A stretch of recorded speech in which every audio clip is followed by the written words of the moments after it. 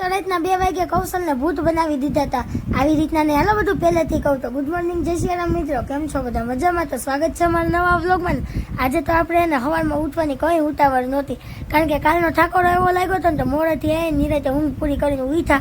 જેવા ઉઠ્યા ની ભેગા કૌશલ મને કે મને બહુ ભૂખ લાગી તો ગાયો કે ચા પાણી નાસ્તો બનાવ।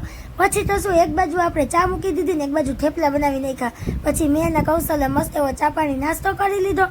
જેવા નાસ્તા પાણી પૈતા નહીં ભેગા કૌશલ બહારથી કંઈક વસ્તુ લાવ્યા, વસ્તુ નહોતી પપૈયું હતું। પછી દેવાંશીબેનને સ્કૂલે રવાના કરી દીધા, એમને તાતા બાય બાય કરીને કૌશલ હાથમાં ફોન પકડી લીધો તો 2 GB ડેટા પૂરો કરવા માટે જીવડીને કૌશલ ઈ જ કામ કરે।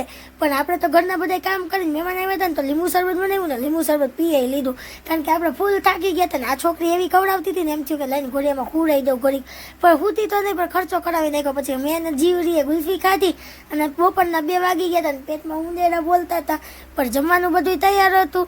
આપણે પછી જમવા બેસી ગયા, પપ્પાની આવ્યા હતા ને તો શ્રીખંડ લેવા હતા, મને તો શ્રીખંડ બહુ ભાવે। પછી અમે બધાએ જમી લીધું।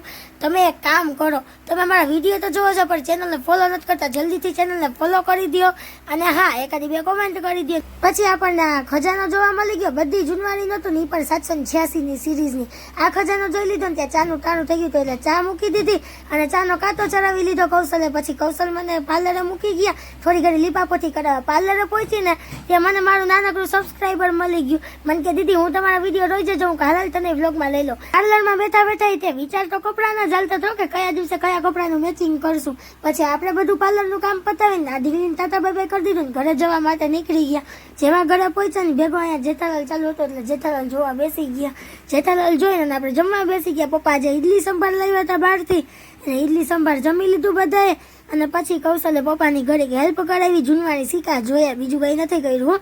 પછી મને શરદી થઈ ગઈ હતી એટલે આપણે દવા લેવા જવું પડે એમ હતું ને મેડિકલે ગયા અને દવા લઈ આવ્યા। પછી મને ગુલ્ફી ખાવાનું મન થયું તો કૌશલને કહું ગુલ્ફી ખાવાનું, મને કે શરદી છે હો। હું કહું કઈ વાંધો નહીં, ગુલ્ફી ને દવા ને બધું હાઈડે ગમે એટલી શરદી હોય ગુલ્ફી તો ખાવી પડે ને। પછી ઘરે પાર્સલ લઈ લેતા ગયા અને ઘરે પહોંચીને કૌશલે જો પપ્પાના ઘરે હેલ્પ કરાવી સિક્કા સાફ કરવામાં, જૂનવાણી સિક્કા હોય ને તો એને સાફ કરવા પડે।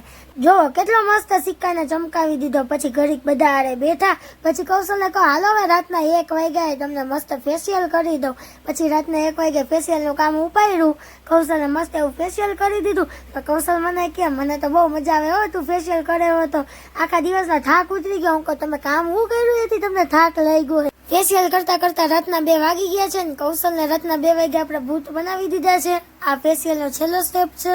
હવે તો મને ફૂલ નીંદર આવે છે કારણ કે રાતના 2 વાગ્યા।